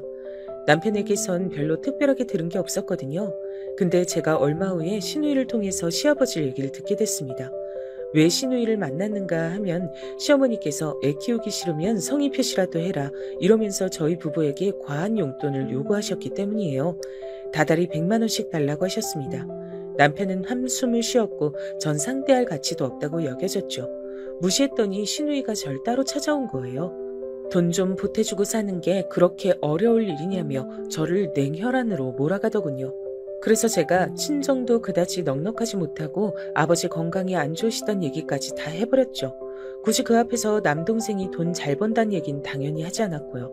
저는 그렇게 아이를 유복하게 키우고 싶으면 친부한테 돈을 더 달라 그럼 될 일 아니냐고 지득히 정당한 지적을 날렸습니다. 그랬더니 시누이가 피식 웃더라고요. 우리 아버지 같은 인간만 피해야지 이 생각하면서 자랐었는데 내가 꼭 그런 인간을 만나서 애를 낳았으니. 저희 부부가 간단하게 올린 결혼식에도 참석하지 않으신 시아버지셨습니다. 다만 결혼 소식을 전해드리려고 남편과 저 단둘이서만 시아버지를 다른 지역에서 가서 뵀어요. 시아버지께서는 혼자 나오셨고 셋이서 조촐하게 식사를 마친 게 전부였습니다. 특별한 인상을 받지 못했어요. 근데 시아버지께서 옛날에 바람을 그렇게 피워대셨단 겁니다. 걸핏하면 여자 문제를 일으켜서 시어머니께서는 화병에 걸리신 게 문제였던 건지 결국 크게 병이 나셨다고 하네요. 정말 죽다 살아나셨다고 해요. 간신히 회복하신 이후로 시어머니께서는 크게 변하셨고 한 번 사는 인생 나를 위해 살겠다는 말을 입에 달고 사시더니 어느 날 작정을 하시고서 시아버지께 선언을 하셨다고 합니다. 속 시원하게 이혼해 줄 테니까 나한테 재산 떼줘요. 자식 새끼들 내가 내 배불러서 낳았고 내가 애써서 키웠으니까 나는 재산을 받을 권리가 있고도 남지. 안 그래요? 당신이 양심이란 게 있거든. 나한테 재산을 주고 가야지. 뭐? 재산? 이날 이때까지 결혼하고 나서 본인 손으로 10원 한 장 안 벌어본 옆엔 내가 뭔 재산으로 노네? 인생을 너무 쉽게 살려고 하는 거 아니야? 시아버지께선 맞서셨고 그렇게 부부싸움이 한창 이어졌다죠. 그때가 남편이 한창 사춘기 중학생이었다는데 말이에요. 부모란 사람들이 자식들을 배려할 줄 몰랐던 듯 싶습니다. 그러다가 결국 두 분이 이혼을 하셨어요. 시부모님의 이혼 사실은 진작 알았던 것이었기에 당연히 이 대목에서 놀라진 않았지만 다음 대목에서 제가 눈이 뒤집어질 만큼 놀라고 말았습니다. 습관적으로 바람을 피우셨던 시아버지 대신 당연한 수순으로 시어머니께서 자식들을 키우시는 것으로 정리가 됐는데요. 그러고 나서 정말 황당하게도 시어머니께서 남편을 버리셨던 겁니다. 세상에, 중학교 3학년짜리를. 정식으로 살 집으로 이사가기 전에 잠깐만 살자면서 웬 작은 원룸을구에다가 며칠 지낸 지 얼마 안 됐을 때 시어머니께서 야반도주를 하셨던 겁니다. 남편은 영문도 모른 채로 혼자 남겨졌고요. 그때 시누이는 20살 성인이었는데 대학을 안 다녔기 때문에 자유롭게 방황이나 하면서 가족들과 연락도 안 하고 혼자서 이 남자 저 남자 만나고 살았었다네요. 아버지께서 이 집안을 두고 하셨던 표현이 딱 맞았어. 이런 천박한 집안을 다 봤나? 미친 거 아니야? 어떻게 중학교 3학년짜리를 혼자 두고 아무도 책임을 안 질 수가 있어? 완전히 제정신들이 아니었습니다. 너무 놀라웠고 소름이 끼칠 정도였어요. 그런 얘기를 태연하게 마치 고전 전라등화 이야기를 하듯이 늘어놓는 시누이의 태도 역시도 어처구니가 없었고요. 남편은 혼자서 아등바등 버티고 살아왔던 겁니다. 시어머니께서는 혼자서 유유자적하게 잘 지내셨고요. 근데 꼬리가 길면 밟힌다고 시아버지께서 어느 날 작정을 하시고 자식들의 안부를 궁금해하셨던 겁니다. 시어머니께서 그걸 아실 리가 없었죠. 그래서 들통이 났고 시아버지께서는 분노하셨습니다. 내 핏줄을 위해서 돈을 보내줬던 건데 여태까지 날 속였어? 내가 정 하나 남지 않은 당신 좋으라고 당신 쓰라고 돈을 보내줬던 건 줄 알아? 가만 안 둬. 죽여버리겠어. 그러자 시어머니께서는 혼비백산하여 사방팔방으로 자식들을 찾기 시작하셨죠. 그렇게 시누이와 남편을 찾으셔서 한 집에 모이게 되었던 것입니다. 방 2개짜리 작은 집은 참고로 시아버지의 명의였더군요. 저는 그 이야기를 듣기 전까진 당연히 시어머니의 집인 줄 알았건만 그게 아니었던 겁니다. 어찌저찌 가족이 모였는데 그러자마자 시누이는 대뜸 결혼시켜달라 그랬다네요. 결혼하겠다고 난리를 쳐서 그때 시아버지께서 돈을 좀 보태주셨다고 합니다. 그걸로 시누이가 결혼을 한 것이었던 거예요. 당시에는 남편이 사회 초년생이었는데 이런 동생의 돈을 시누이가 뜯어갔습니다. 차라리 벼룩의 간을 빼먹지. 근데 그 모습을 보면서 시어머니께선 내가 앞으로 내 아들한테 빨대를 꽂고 살면 되겠구나 하는 깨달음을 얻으셨던 겁니다. 아주 미쳐 돌아가는 집이었어요. 시댁의 비화를 알게 된 전 남편에게 따지듯이 물었습니다. 어째서 이토록 정신이 나간 모친과 눈알 저버리지 않으냐고요. 보살인 것도 정도가 있잖아요. 왜 자식된 도리, 동생으로서의 도리를 유지하고 지내는지 이해가 가질 않았습니다. 그랬더니 남편이 씁쓸한 얼굴로 이런 말을 하더라고요. 모르겠어 나도. 바보 같고 등신 같단 소리를 들어도 솔직히 할 말 없다고 생각해. 하지만 핏줄이잖아. 엄만 날 세상에 태어나게 해주신 분이잖아. 날 버리고 떠나셨을 땐 세상이 무너지는 줄 알았고 가슴속에 증오만 가득했었어. 하지만 시간을 넣어 다시 엄마랑 함께하게 됐을 때 깨달은 점은 그건 증오였을 뿐만 아니라 애정이 동반된 애증이었단 사실이야. 어쨌든 엄마하고 아버지가 내 부모님이란 것, 인생에 도움 하나 안 되지만 누나가 유일한 내 형제란 것, 그 사실이 나를 올가매는 것 같아. 혼자인 건 너무나도 외롭거든. 그걸 겪어봤기에 나는 잘 알아. 그리고 나는 내 조카 서영이가 너무 불쌍해. 옛날에 내가 그랬듯이 서영이도 외로움이 뭔지 배우고 있는 것 같아서 자꾸 마음이 쓰이고 외면이 안 돼. 하나뿐인 내 친조카잖아. 남편이 제 앞에서 고개를 떨구는 것도 마음에 안 들었고 남편의 얘기에 어느새 공감이 가고 있는 제 자신도 마음에 안 들었습니다. 파혼했던 시절 그때에도 전 남편 하나만 보고서 결혼을 하려고 했던 사람이니 그저 아무것도 신경 쓰지 말고 남편만 생각하자며 이런 결심으로 애써 마음을 다잡았네요. 사람 골 때리게 하는 시댁과는 별로 연결고리는 만들고 싶지 않아서 제가 거리를 좀 뒀습니다. 시어머니께서 허구한 날 연락을 해대시며 백화점 가고 싶다, 가방 가지고 싶다, 며느리가 나들이 시켜줬으면 좋겠다 이런 바람을 내비치셨으나 대꾸도 안 해드렸습니다. 연락도 잘 안 받았고요. 제가 좋아서 저와 잘 지내고 싶으셔서 그러시는 것 같지도 않더라고요. 이렇게 어영부영 지내다 보면 별로 신경 쓸 일 없이 결혼 생활을 해나갈 수 있지 않을까 싶었던 어느 날이었습니다. 시누이가 집을 나갔어요. 짐을 싹 챙겨서 사라졌더군요. 너무 황당했는데 더 황당한 건 저희 부부에게 보인 시어머니의 반응이었습니다. 그 연병할 것이 새로 남자 생겼다고 지난달부터 떠들어댈 때 표정이 묘한 것을 내가 심심치 않게 여기긴 했었지. 설마 그래도 자기 새끼를 두고 잠적이 날까 싶어서 가만뒀는데 결국 이 사다를 내는구나. 우라질. 괜히 낳은 딸년 때문에 내가 평생을 머리가 아프네. 내가 이런 지경인데 어떻게 남겨진 손녀를 잘 돌볼 수가 있겠니? 너희 둘이서 어떻게 좀 해봐라. 뭐라고요? 어떻게 친손녀한테 그러실 수가 있어요? 여태까지 한 집에서 같이 살아온 어린 손녀한테 일말의 정도 없으신 건가요? 정으로 키우기엔 세상이 너무 냉정하구나. 너희가 못 키우겠다고 한다면 내가 키우기야 하겠지만 그럴 경우엔 매달 적어도 100만 원 이상씩은 너희가 꼭 보내줘야 내가 차질 없이 애를 키울 수가 있어. 애를 정으로 키우니 돈으로 키우지?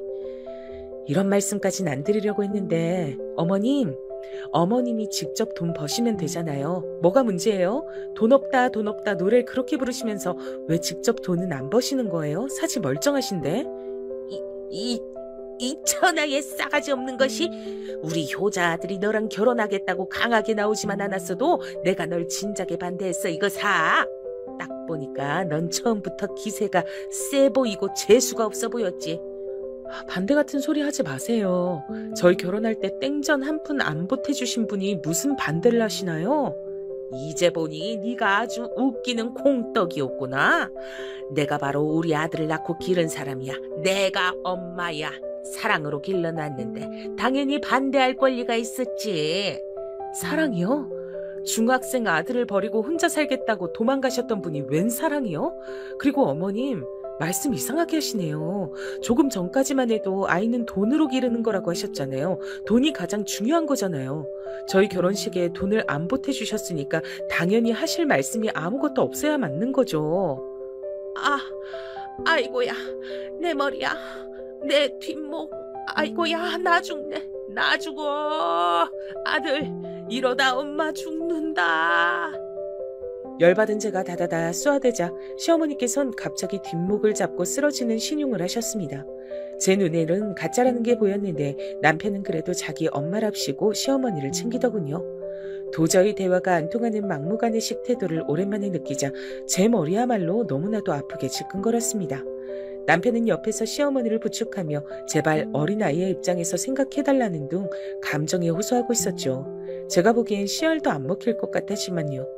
그런 제 눈에 방문 뒤편에 숨어서 이야기를 다 듣고 있던 시조카의 모습이 들어오고 말았습니다. 그 모습에 안쓰러움을 느꼈고 이런 개같은 상황 자체에 대한 분노가 끌어올랐던 것 같아요. 결국 저는 시조카를 데리고 와버렸습니다. 남편이 저의 결정에 깜짝 놀랐고 친정 식구들도 이야기를 듣고서는 기함했으나 제 걱정 때문에 아이를 키우는 것을 싫어하는 것이지 아이 자체만 놓고 본다면 시어머니보다 저희 부부가 맞는 것이 훨씬 낫다는 것을 다들 속으론 알고 있는 듯 했어요. 친정 부모님, 남동생의 한숨을 덜어주기 위해서라도 제가 문제없이 시조카와 잘 지내는 게 답일 듯 했습니다. 남편은 저에게 이루 말할 수 없이 고맙다 그랬어요. 아휴, 이런 고맙단 말이 무슨 소용인가 싶기도 했으나 제가 선택한 사람이고 내가 끌어안아야 할 일이라고 여겨졌네요. 시조카는 얌전하다 못해 고요한 아이였습니다. 자꾸 눈치를 보더라고요. 잘 대해주려고 제가 많이 노력했죠. 제 눈치를 보느라 밥도 조금 먹고 간식은 언감생신 욕심도 안 내고 걸을 때도 소리를 내지 않으려 살금살금 걷는 시조카가 너무나도 가여웠습니다. 고작 초등학생인 아이가 집안에서 눈치를 보는 게 아주 인이 박혀 있었어요. 시어머니와 시누이에 대한 경멸이 피어올랐죠. 전 당연하게 시댁의 발길을 딱 끊었고 남편도 제 비위를 거스르지 않기 위해 시어머니의 연락을 피하는 것으로 보였습니다. 제가 남편을 이제는 잘 알았기 때문에 그 착하고 무른 성정으로 시어머니를 완전히 외면할 수가 없어서 착잡해한다는 걸 느끼고 있었죠. 대체 가족이란 뭘까? 부모는 뭐고 자식은 뭘까? 이런 생각을 제가 하면서 지냈습니다. 그럴수록 제 친정 부모님께 더욱 잘해드려야겠다는 생각으로 귀결되더군요. 어쨌거나 진정한 제 편은 피를 나눈 가족이란 생각 역시도 함께 들었어요. 남동생이 존재한다는 것만으로도 든든하긴 했으니까요. 이런 걸 모르고 자란 남편, 그리고 시조카가 안쓰럽게 여겨지기도 하던 어느 날이었습니다. 예고 없이 비극이 닥쳐들었어요. 바로 그 전날까지만 해도 저한테 시조카를 보는 게 힘들지 않냐며 전화로 제 걱정만 하셨던 엄마셨습니다. 세상에서 가장 든든한 제 편, 영원한 저의 지원군, 친정엄마께서 교통사고를 당해 현장에서 숨을 거두시고 말았습니다. 웬 저녁 시간에 남동생이 전화를 했길래 드문 일이라고 생각을 하며 그 전화를 받았던 순간부터 저는 불길했었죠. 남동생이 엉엉 울고 있었거든요. 즉시 제 심장이 철렁 내려앉았어요. 병원으로 가는 내내 오열했습니다. 운전대를 잡은 남편도 울고 있었어요. 싸늘하게 식은 육신만 남겨두신 채 영원한 잠에 빠지신 엄마를 마주했을 때 저는 실신을 하고 말았습니다. 깨어나고 나선 이게 꿈이 아니라 현실인 것을 저주했죠. 남편이 제 옆에 있어줬기에 정말 간신히 몸을 일으켜 장례식장을 지킬 수 있었던 것 같아요. 눈에 초점이 나간 남동생이 억지로 버티면서 조문객을 맞이했고 아버지께선 극심한 충격으로 쓰러지신 뒤 병실에 입원을 하신 상태였습니다. 이러다 아버지마저 잃을 것 같아 두려움이 밀려들었죠. 남동생이 억지로 버티는 모습을 보면서 저도 힘을 냈고 눈도 붙이지 않은 채로 동분서주하며 장례식장을 지키고 집에 들러서 시조카를 챙기고 세면도구 같은 걸 바리바리 가져다 준 남편을 보며 감동했습니다. 어찌됐든 이 남자와 결혼하길 잘했다고 엄마께서도 하늘에서 그렇게 여기고 계실 거라 그렇게 생각하던 바로 그때였습니다. 사람 팔자가 정말 모를 일이다. 편찮으시다던 바깥 사돈보다 어떻게 안 사돈이 먼저 떠나신다니. 이래서 가는 데는 순서 없다 그러나 봐. 시어머니께서 오신 겁니다. 와주신 것 자체는 너무 감사했지만 시어머니께서 저에게 다가와 입을 여시자마자 제 머리가 너무 아프기 시작하더군요. 워낙 범상치 않은 분이신 걸 알고 있으니까요. 그리고 전 시어머니를 상대할 여력이 조금도 없었습니다. 고통스러운 슬픔 속에 저 자신 하나를 간신히 붙잡고 있는 형국인데 시어머니께서 무슨 헛소리를 하시든 제가 이겨낼 수 있는 때가 아니었기에 제발 그냥 조용히 가주십사 싶었죠. 걸음해주셔서 감사해요. 저희 엄마도 그렇게 생각하실 거예요. 당연히 그렇겠지. 내가 솔직히 네가 싸가지 없이 굴었던 게 얄미워서라도 안 올까 하다가 그래도 내가 어른이고 너보다 나은 인성을 지닌 인생의 선배로서 좋은 모습을 보여야겠다는 생각이 들더구나. 물론 안 싸돈을 애도하기 위해서란 이유가 가장 크지. 네, 알겠습니다. 대충 알겠다고 하면 다니. 쌀쌀 맞긴. 저기 근데 있잖아. 안 싸돈이 보험은 어떻게 좀 빵빵하게 들어놓으셨을까나? 그건 어머님이 왜 궁금해하세요? 요새 날씨가 부쩍 추워졌잖아. 이놈의 집은 외풍이 드는 게 문제야. 올겨울은 또 어떻게 날지. 지금 집처럼 아담해도 좋으니까 내년엔 제발 좀 멀쩡한 아파트에서 살아보는 게 소원이다.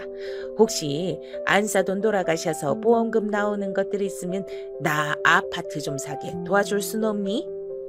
시어머니께서 미친 소리를 잘하신다는 것은 진작 알고 있었으나 이렇게까지 제 머리를 띵하게 만드는 엄청난 발언은 처음이었습니다. 가뜩이나 힘이 쭉 빠져있던 저라서 진짜 이제는 기절할 것 같다는 생각이 들고 있었는데 그 순간 놀라운 일이 벌어졌습니다. 언제 근처에 있었던 건지도 모를 남편이 시어머니의 뺨을 친 거예요. 이 악마, 어떻게 이런 순간에도 본인 좋을 대로만 행동하실 수가 있어요? 당신은 사람도 아니야. 너 지금 네가 나를 때려? 우리 아들이 엄마를 때렸어? 말도 안 돼. 네가 돌았구나. 우리 아들 네가 어떻게 이럴 수가 있어? 자꾸 아들이라고 하지 마세요. 당신 아들인 게 그 어느 때보다도 수치스러워서 죽고 싶을 지경이니까. 참는데도 한계가 있습니다. 넘지 말아야 할 선이라는 것도 있어요. 그런데 당신이 방금 그 선을 넘으셨습니다. 당신은 더 이상 제 엄마가 아니에요. 그러니까 아들이라고 부르지 마세요. 그리고 당장 꺼지세요. 내가 직접 끌어내기 전에. 제가 놀라서 입을 틀어막았고 시어머니께서는 완전히 얼이 빠지신 채로 입만 뻐끔뻐끔 하시다가 남편의 무서운 표정에 압도당하셔선 그대로 주랭랑을 치셨어요. 이제껏 본 적 없던 남편의 모습에 저는 놀라움이 가시질 않았는데요. 잠시 후에 남편이 절 살며시 안아주더니 조용히 흐느꼈습니다. 100마디 말보다 그것 하나가 남편의 심정을 저로 하여금 이해시키더군요. 저 역시 아무 말 없이 남편을 꼭 안아줬네요. 엄마를 보내드린 이후 아버지께선 자식들을 위해서라도 버티겠다고 하시며 마음을 다 잡고 건강을 회복하셨습니다. 너무 감사한 일이었죠. 시어머니께선 남편이 그때 잠시 눈이 돌아서 그랬던 걸로 생각을 하셨는지 태연하게 연락을 해오셨으나 어림도 없었죠. 싸늘하게 무시했습니다. 그 다음으로 놀라운 일이 벌어졌는데요. 시조카의 친부가 찾아온 거예요. 알고 보니 시조카의 친부가 이혼하면서 자기 본가의 연락처를 종이에 적어서 줬었더라고요. 시조카는 그걸 고이 간직하고 있었고 제가 우연히 그걸 발견하게 되며 이게 뭐냐고 물어봤던 거죠. 저희 부부가 시조카 상의를 한 끝에 연락을 해봤는데요. 이틀 뒤에 친부가 화가 난 얼굴로 찾아왔습니다. 내 이럴 줄 알았지. 돈만 붙이면 애 잘 키우겠다고 하더니 다 거짓말이었어. 신우에게 돈을 보내는 걸 끊겠다고 하더군요. 시조카는 데려가겠다 그랬어요. 재혼한 상태였고 어린 딸을 새로 낳았는데 아들이 아니고 딸이라면 같이 키워도 되겠다며 시조카를 데리고 오는 걸 이미 집안 사람들에게 다 동의를 받았다 그랬습니다. 얼떨결에 시조카를 내어준 저희 부부는 불안에 떨었으나 천만다행히도 시조카는 그 집에서 적응을 잘했습니다. 아빠보다 오히려 아줌마가 더 상냥해요. 그리고 동생이 엄청 귀여워요. 앞으로 제 친동생 삼아도 된다 그랬어요. 신이 난 시조카의 목소리에 안심이 됐죠. 그리고 저희 부부는 시아버지께 연락을 했습니다. 모든 상황을 다 말씀드리자 예상대로 크게 분노하시더군요. 시어머니를 가만히 안 두겠다고 하시길래 제가 묘책을 드렸습니다. 그건 바로 더 괜찮은 집을 구해준다는 명목으로 지금 집에서 시어머니를 나오시게 만든 뒤 그 집을 팔아버리는 것이었어요. 그 집은 어쨌든 시아버지의 명의였으니까요. 작은 아파트를 새로 얻어주겠다는 시아버지의 제안을 의심 없이 기쁘게 받아들이신 시어머니는 원룸으로 들어가셨습니다. 왜 자꾸 전화하세요? 이번이 전화 받는 건 마지막이에요. 아예 차단할 겁니다. 이 싸가지 없는 며느리야. 우리 효자 아들을 변심시켜서 네 입맛대로 데리고 사니 즐거우니? 그래, 즐겁게 살아라. 나는 훨씬 더 즐겁게 살 테니까. 제가 피식 웃으면서 전화를 끊었고 번호를 차단했어요. 진작에 남편의 휴대폰에선 시댁과 관련된 각종 번호들을 다 차단한 지 오래였고요. 얼마 뒤 시아버지께선 그 집을 처분하셨습니다. 그리고 시어머니에겐 연락 두절을 선사하셨죠. 시어머니께 남은 것이라곤 이제 원룸 보증금 500만 원이 다였습니다. 눈물로 절규하시며 난리를 치셔봤자 아무 소용이 없었어요. 그 곁엔 아무도 남아있지 않았으니까요. 돌아올 곳을 잃어버린 신우 역시도 처지는 마찬가지였습니다. 남편은 더 이상 자기 가족들을 거들떠보지도 않았어요. 그리고 친정 아버지께 열과 성을 다하는 사이가 되었답니다. 그 덕분인지 아버지께선 지금까지 건강 문제 없이 평탄하게 잘 지내고 계시고요. 남편이 가끔은 저보다도 제 동생과 더욱 사이가 좋아 보일 정도로 행복한 가족의 모습을 이어가고 있네요.